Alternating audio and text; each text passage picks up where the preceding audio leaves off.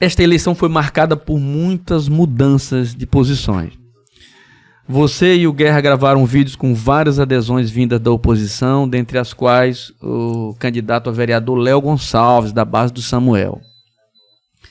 Este candidato, ou melhor, este episódio, ele foi apelidado de Cavalo de Troia. Era, na verdade, uma tática da oposição para criar um sentimento de desconfiança dentro do teu grupo e fomentar a história do pegar e não votar. Você já se manifestou nas redes sociais sobre esse assunto, logo em seguida, e dedicou grande parte do teu discurso no Jacaré, diga-se com muita indignação, para tratar dessa questão.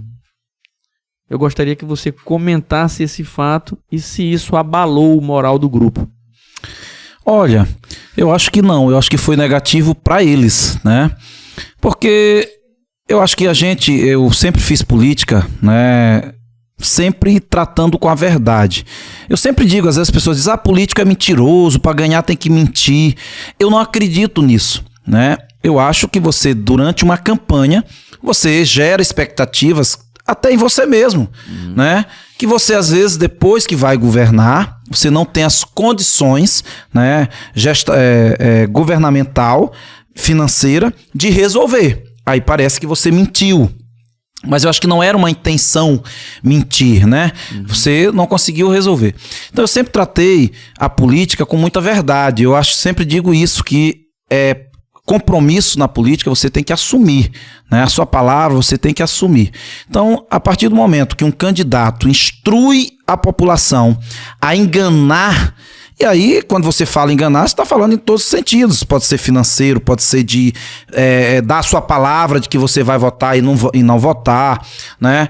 Então, a minha indignação, ela se deu por isso, né? Porque nós não procuramos, em nenhum momento a gente fez ofensiva na busca de parceiros que estavam lá com Samuel, né? Nós recebemos a intenção, né, da vinda deste candidato, né? E como a nossa característica, o meu perfil sempre foi um candidato de diálogo, um candidato da conciliação, da coalizão, da adesão, nós, naquele momento, sentamos, né? O que foi discutido não se tratava de financeiro, tanto que eles não conseguiram provar e não provaram porque não existiu, né? A gente estava falando ali de uma ideologia, né? Ele tinha um projeto em relação à cooperativa, algo em relação à agricultura familiar, né? Que a gente até admite, inclusive eu admiti aqui no teu podcast, que é um dos setores que realmente o meu governo deixou a desejar. E naquele momento, né, aquilo parecia uma plataforma importante para a nossa campanha. E nós fizemos ali naquele momento, né, a gente acreditando que seria de fato uma adesão, né, da parte deles uma armadilha, um vídeo onde a gente anuncia aquela adesão, né? Então uma adesão em cima de uma proposta, em cima de apoio político, porque o que ele estava falando é que o candidato da oposição não estava dando voz para ele, não estava dando espaço e que estava inclusive trabalhando em cima do projeto dele. Ele precisava vir para um palanque, para um grupo onde ele pudesse ter esse vasto campo de atuação para buscar a eleição dele. Então foi isso que nós tratamos. E aí eles quiseram criar um sentimento e fizeram um vídeo no sentido de que era pegar, né, e não votar. Então eu acho que isso é muito aquilo que eu disse. A gente disputou 2 eleições com Edmilson, né, um perfil mais acanhado, um perfil político mais tradicional, mas um homem sério, né, um homem que tratava aquilo que realmente se comprometia com aquilo que ele podia fazer, né? E o Samuel demonstrou com essa estratégia, com essa armadilha, de fato o político que ele é, um político pilantra. Eu digo aqui sem medo de errar. Penalva se livrou de um dos maiores pilantras políticos que podemos ter na história. E digo isso com as afirmações que recebemos. O Lorival, ele foi conversar com o Samuel. Um dado momento chateado comigo e tudo, e foi conversar com o Samuel, né? Até porque o tio de Samuel, irmão da mãe dele, trabalha com o Lorival lá na fazenda. E aí Lorival cogitou ouvir Samuel, conversar com Samuel e de repente não apoiar meu candidato e apoiar Samuel. E Lorival voltou dessa conversa com Samuel e me chamou e veio reafirmar que ficaria comigo, com Guerra, porque tinha visto em Samuel um pilantra pior do que Nauro. Me disse com essas palavras, e Lourival está vivo para testemunhar. Conversou com Samuel e veio de lá, assim, horrorizado com o perfil político, com a capacidade de ludibriar que Samuel tinha, de tentar enganar todo mundo para realmente chegar ao poder, e veio decidido que com ele não queria nenhuma conversa. O próprio Edmilson, né? Edmilson não tinha por que se neutralizar nessa eleição, se não disputasse, mas poderia estar com Samuel no palanque, né? Não esteve por quê? Porque foi enganado pelo Samuel, né? Muito embora naquele momento lá atrás pareceu que Edmilson se favoreceu com aquela estratégia da união, né? E só que aí isso era um fator do cenário, né? Samuel, não aceitando isso, começou por trás tramar, enganar, visitar as pessoas, reafirmando que ele que era o candidato, Edmilson era vice, não era esse o acordo. Então, levando uma mensagem diferente daquilo que ele acordou com Edmilson, né, numa tratativa, num trato em que eles fizeram exposição pública em um vídeo. Então, o próprio Edmilson, a não posição, não inclinação e a não declaração de apoio a Samuel mostra o perfil pilantra que Samuel tem, né? Então, eu acredito que é nessa linha que... Perfeito. Entendeu? Não... Enfim, a despeito do que você está falando, a eleição mostrou um Samuel, é uma pergunta, a eleição mostrou um Samuel mais competitivo do que o Edmilson? Um candidato mais difícil de ser vencido? Não.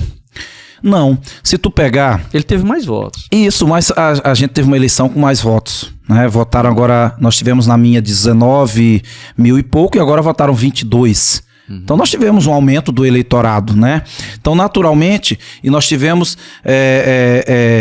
o Samuel, por exemplo, quando Edmilson volta para a disputa, né? Em pouco tempo a pesquisa mostrou já Edmilson superando Samuel.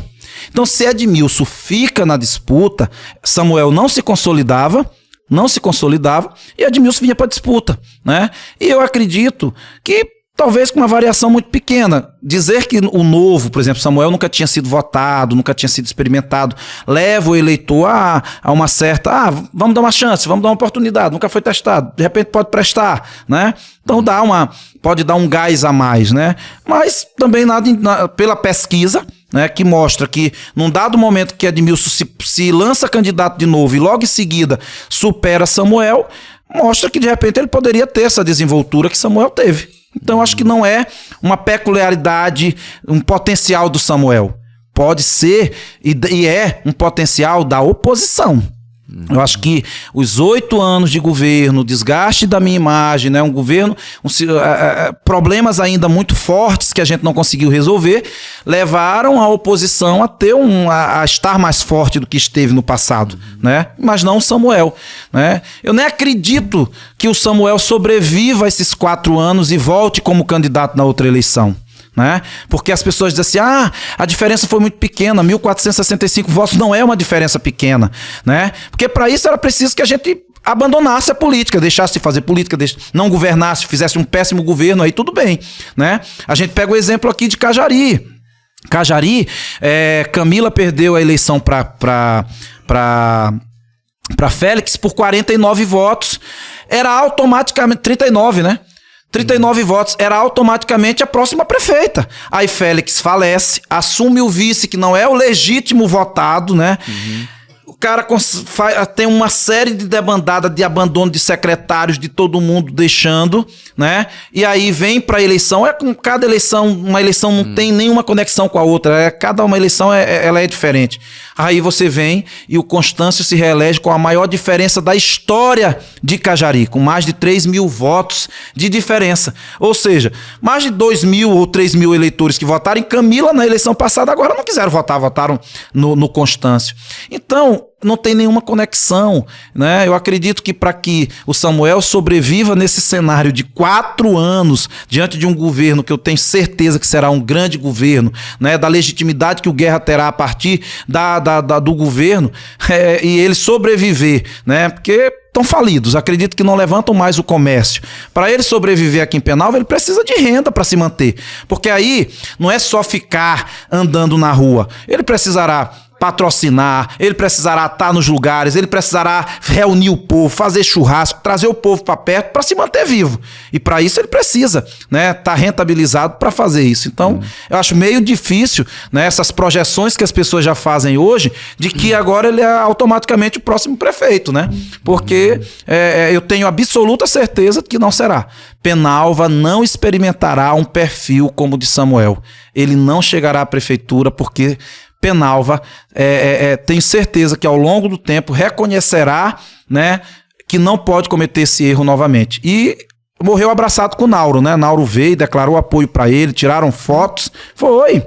E porque se ofendeu, né, quando eu coloquei lá no palanque que Penalva precisava se atentar, principalmente os servidores públicos, que nós estávamos vivendo muito parecidos. Aquilo que nós vivemos na sucessão de Lorival, né? O Penalva livre, né? Um perfil de candidato muito popular, muito carismático, que resolve tudo, que faz tudo, que, né? E com a ideia do forasteiro. E com a ideia do forasteiro, né? Então Penalva realmente reagiu e neutralizou, impediu, né, com que isso acontecesse. E eu tenho certeza que já era a minha missão, né, lá atrás, impedir que um perfil como esse chegasse, continuará sendo ainda mais agora, né, temos o desafio de fazer um governo agora ainda mais, né, eficiente e resolver os problemas que de fato afligem a nossa população, para que de fato consolide e a gente reverta, né, toda essa situação. E eu não tenho dúvidas que numa próxima eleição aí sim a diferença ela será muito maior, porque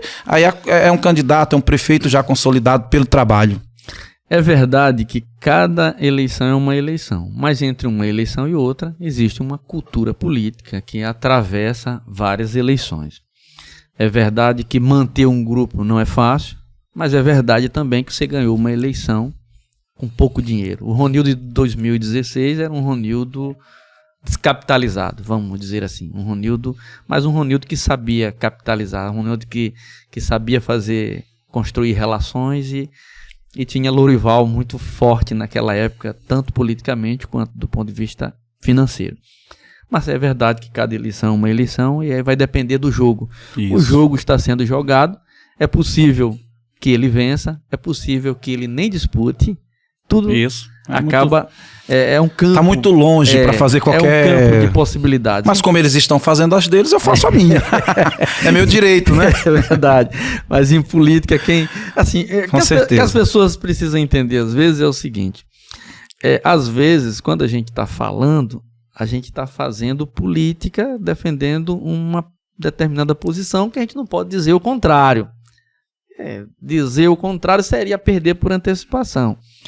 Mas o que a teoria política mostra para a gente é que em política não é possível se fazer projeções em política eleitoral, né? Porque a política é muito maior do que eleições. Mas em política eleitoral não se pode fazer uma projeção. O Lula, era muito difícil pensar num Lula retornando, nem os mais crentes, né? Verdade. Um Lula retornar triunfalmente à presidência da República, e o Lula é um presidente da República hoje, com uma aprovação em torno de 50%. E é engraçado que eu lembrei dessa história da aprovação, e o prefeito de Recife também tratou disso. Quer dizer, o trabalho do Lula, as entregas do Lula são muito maiores do que a aprovação que ele tem. A aprovação do Lula só não é muito superior a esses 50% porque o Brasil vive uma polarização e o Lula pode pintar o céu de outra cor, o Brasil de outra cor, essa turma não vai aprovar. Então, essa aprovação não se sustenta somente no trabalho, nas entregas, mas em uma polarização difícil de se explicar e que dói muito naquele político que trabalha, que quer fazer a diferença. Enfim,